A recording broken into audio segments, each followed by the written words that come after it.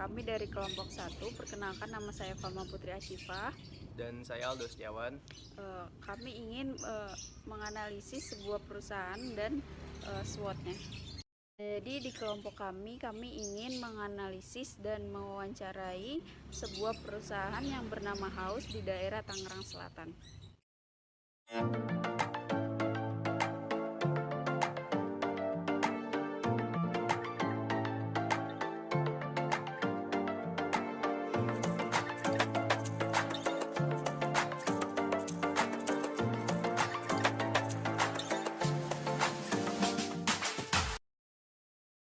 Jadi perusahaan House ini merupakan PT Inspirasi Bisnis Nusantara yang merupakan perusahaan yang bergerak di bidang food and beverage yang dikenal dengan brand House, yang menyediakan minuman dan makanan kekinian yang digandrungi oleh milenial, yang dengan berbagai macam varian serta rasa, harga yang terjangkau. Nah, jadi House ini awalnya dibuat di tanggal Juni 2018 dan CEO-nya adalah Gufron Syarif. Saat ini House sudah memiliki 190 cabang loh di Pulau Jawa. Nah, setelah kami berbincang dengan salah satu karyawan yang ada di perusahaan House, kami menemukan sebuah isu atau fenomena, yaitu adanya gaji di bawah standar UMR. Nah, jadi UMR atau upah minimum regional adalah istilah yang digunakan untuk menyebut upah minimum di suatu wilayah. Nah, sekarang UMR diganti dengan UMK atau upah minimum kota. Nah, ini merupakan bukti bahwasanya gaji di perusahaan House itu di bawah standar atau di bawah UMR. Di sini terlihat bahwasanya gaji pokok itu sebesar 1,7 dan ditambahkan dengan bonus menjadi 2,7. Berdasarkan data yang kami teliti, bahwasanya UMR dari daerah Tangerang Selatan di tahun 2023 yaitu ditetapkan menjadi 4,5 juta. Angka ini naik 6,3% tahun sebelumnya sebesar 4,2 dan merupakan salah satu yang tertinggi di Provinsi Banten. Salah satu indikatornya yaitu adalah karena perusahaan itu tidak mampu membayar gaji karyawan sesuai dengan UMR tersebut. Berdasarkan analisis atau fenomena yang sedang kami bahas, SWOT yang bisa ditarik adalah bahwasannya ada weakness atau kelemahan yang ada di dalam perusahaan House tersebut, sehingga perusahaan tidak mampu membayar gaji karyawan sesuai dengan UMR.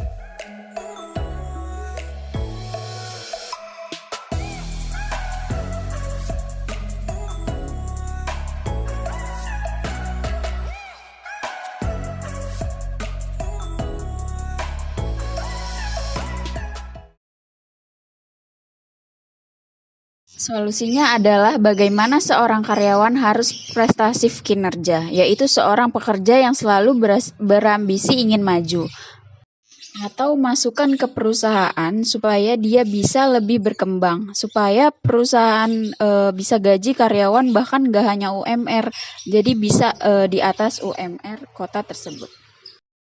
Kalau karyawan tidak puas dengan gajinya dan tidak bisa berkembang di perusahaan tersebut, sebaiknya cari tempat kerja yang lebih baik lagi.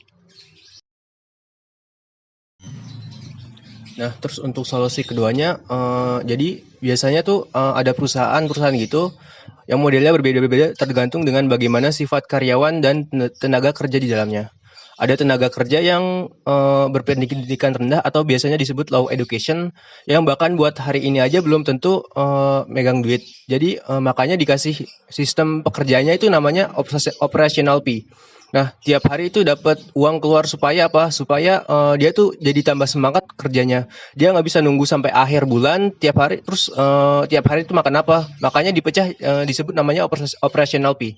Nah, alhasil ketika dipecah seperti itu, terlihat seolah-olah gajinya itu nggak sesuai dengan UMR atau bahkan di atas UMR. Padahal kalau digabungkan bisa jadi sesuai dengan UMR. Nah, tapi kadang-kadang fresh graduate itu biasanya melihat gaji pokoknya doang atau gapok. Nah, padahal ada yang namanya bonus. Ada juga yang namanya tunjangan kedisiplinan. Tiap bulan tuh contohnya tuh kayak bisa dapat 500 kalau misalnya kerjanya tuh tepat waktu, nggak ngapa-ngapain, nggak melakukan effort lebih atau apalah. Nah, jadi makanya itu namanya strategi yang dilakukan oleh perusahaan, dalam hal ini pimpinan perusahaan. Kenapa? Karena dia melihat sifat dan karyawan seperti apa. Seperti mereka tipikal orang yang megang duit cash atau gaji harian. Nah, jadi kesimpulannya adalah ada perusahaan yang nggak bisa gaji karyawan sesuai UMR atau bahkan di atas UMR. Yang namanya kerja itu kan saling suka sama suka. Nah, kalau karyawannya senang ya otomatis perusahaannya bakal senang juga. Kalau misalkan karyawannya mau bekerja di sini ya silakan. Tetapi kalau misalnya perusahaan hanya mampu menggajinya segini, terima atau tidak? Kalau misalkan nggak terima ya jangan komplain. Kalau misalkan ngeluh gajinya kecil, ya udah tinggalkan cari yang lebih baik. Tapi kalau dapat, nah kita harus berterima kasih sama UMKM kecil karena mereka tuh membawa krisis ekonomi tidak terlalu terpuruk karena membuka lapangan pekerjaan. Tetapi mereka kemampuan menggaji mereka tuh baru segitu. Sekian analisis SWOT yang bisa kami jelaskan. Kurang lebihnya mohon maaf. Wabillahi taufiq wal hidayah. Wassalamualaikum warahmatullahi wabarakatuh.